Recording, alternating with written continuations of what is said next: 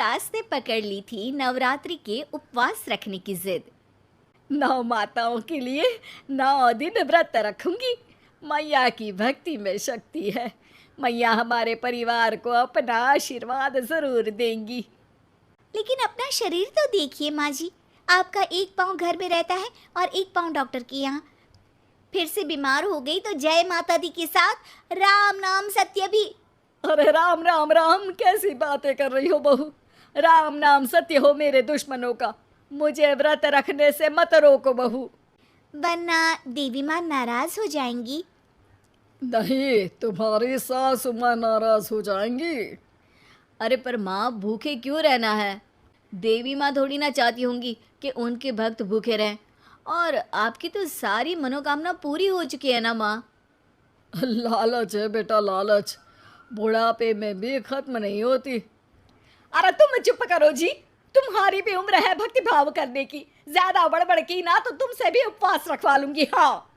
अरे रौद्र रूप की उदाहरण कर रही हो मेरी माँ, रख लो व्रत। ठीक है माँ, बस अपनी हेल्थ का ध्यान रखना। अरे उसकी चिंता तुम मत करो बेटा, मैंने टीवी पे देख लिया है कि व्रत में क्या क्या खाने से शरीर में कमजोरी नहीं होती। अच्छा ही है, वरना ऐसा ना हो कि 9 दिन के बाद तुम मैया के द्वार की जगह सीधा हरिद्वार।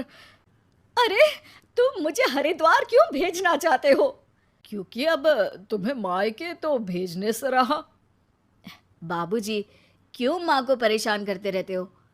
अच्छा माँ, ये बता दो कि आपको व्रत में खाने के लिए क्या क्या चाहिए होगा? सास के सामने सब हार जाते हैं।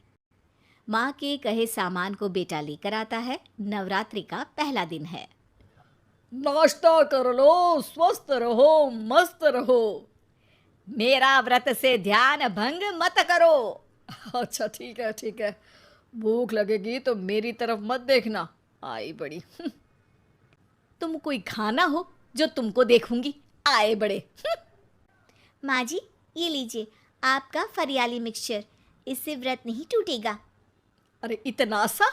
दिन भर भूखी रहने वाली हूँ, थोड़ा तो और ला दे। पर ये सब तो सपोर्ट के लिए होता है ना माँ जी, पेट भर के थोड़ी ना खाना होता है। करवा चौथ का व्रत नहीं रख रही हूँ जो कुछ ना खाऊं पीऊं। हाँ यार, ये तो मैंने सोचा ही नहीं। तुम इतने सारे व्रत रखती हो तो मेरे लिए करवा चौथ का व्रत क्यों नहीं रखती? अरे जुबान पे तुम्हारा नाम न रखूं, व्रत क्या खाक रखूंगी तुम्हारे लिए। माँ के कहने पर बहू और भी फरियाली ले आती है, जिसे खाकर माँ डकार मारती है। इतनी जोर से डकारोगी तो दुर्गा मैया भी डर जाएंगी। तुमने तो उनके शेर से भी तेज आवाज निकाल दी। अरे शेर के जैसा पंजाबी मारती हूं मैं, देखना चाहोगे? तुम्हें पता है ना, व्रत रखते समय हिंसा वाली बातों से, विचारों से और बुरी चीजों से दूर रहना चाहिए। सही कहा, बुरी चीजों से दूर रहना चाहिए। इसीलिए तो तुमसे दूर जा रही हूँ, दूसरे कमरे में। सास ने कई सारी ऐसी चीजें खाई जिनसे व्रत ना टूटे। बहू, सब्र का फल मीठा होता है। इसका मतलब ये थोड़ी है कि तू मुझे शाम तक फल नहीं खाने देगी। माँ जी, 1 घंटे पहले ही तो आपने इतना सारा। अरे एक खाता ही बना ले, उसमें लिखा करे कि मैंने कितना खाया, कितना पानी पिया। अरे नहीं नहीं माँ जी, मैं अभी फल लेकर आती हूँ। जोर से बोलो। नहीं माँ जी, मैं फल लेकर आती हूँ। अरे ये नहीं, जोर से बोलो, जय माता दी। सासू माँ एक साथ बहुत सारे फल खा लेती है। माँ जी, इतनी जोर से मैं डर गई। अरे भक्ति की शक्ति की पुकार है। पुकार नहीं, डकार है। हाँ हाँ ठीक है ठीक है, चिप्स और लेकर आना जरा, उससे भी व्रत नहीं टूटता। माँ जी, आज ही सब खत्म हो जाएगा, नाश्ते का ही टाइम है। अरे ठीक है ना बेटा, मैं अब कुछ खाऊंगी ही नहीं, तुझे इतनी तकलीफ है तो। नहीं नहीं माँ जी, मेरा मतलब था कि उपवास में सिर्फ इतना खाना चाहिए जितना शरीर के लिए सही रहे। स्वाद के लिए खाने से तो अच्छा है कि उपवास ही मत रखो। माता जी की कृपा तो वैसे भी बनी ही रहती है। अरे वाह बहू वाह, एक ढोलक और हारमोनियम भी लेकर आना और प्रवचन करने लग जा। श्री श्री 108 बहु ईश्वरी माता। माँ जी, मैं आपके लिए चिप्स लेकर आती हूँ। बहू की सही सलाह को भी सास नज़रअंदाज कर देती है। थोड़ी देर में बहू सास को चिप्स लाकर दे देती है। आलू की चिप्स, आहा मजा आ गया। आलू किसी भी सब्जी में चला जाता है। आलू पनीर, आलू पालक, आलू टमाटर, आलू भिंडी और तो और पराठे में भी चला जाता है।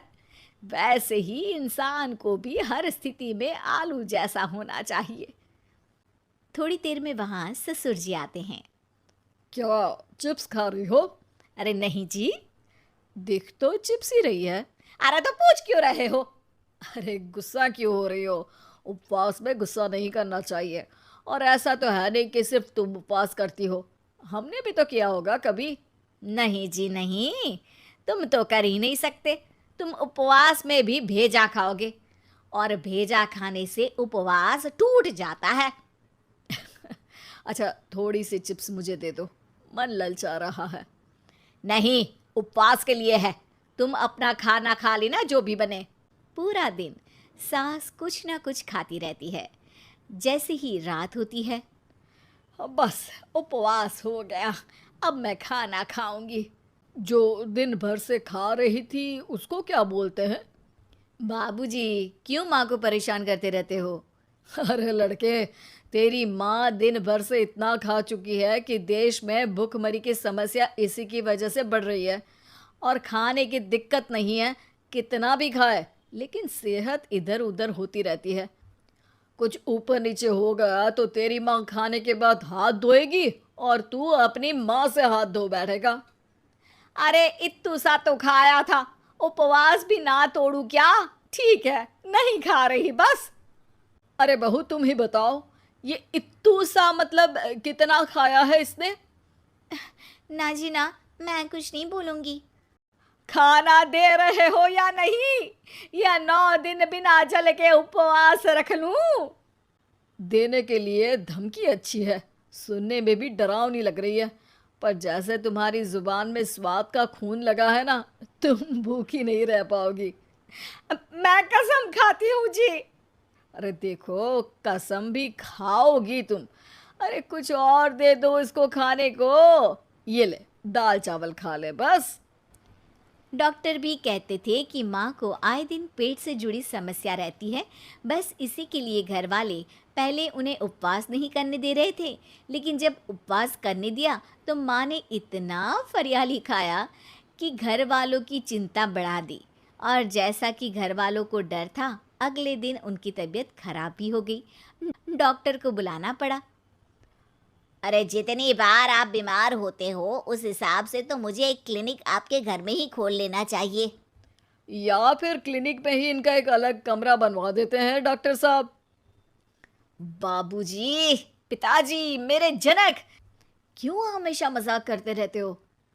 डॉक्टर साहब, माँ का पेट खराब है। क्या खाया था? जो मिला जो दिखा सब कुछ।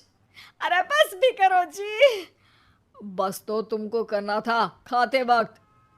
देखिए, खाना अच्छी बात है और उपवास भी आदमी को रखते रहना चाहिए, लेकिन तब जब शरीर लायक हो। पहले दिन ही बीमार हो गई तो 8 दिन कैसे होगा? आप व्रत मत रखो और खाने पीने पे ध्यान दो। मैं गोलियां दे रहा हूँ। आप भी कुछ खाने को ही दे रहे हो? हाँ, इससे जल्दी ठीक हो जाएंगी। समझ गई हैं आप? अब तो ठीक ही होना है ना मुझे। जोर से बोलो। जय माता दी। जय माता दी। जय माता दी।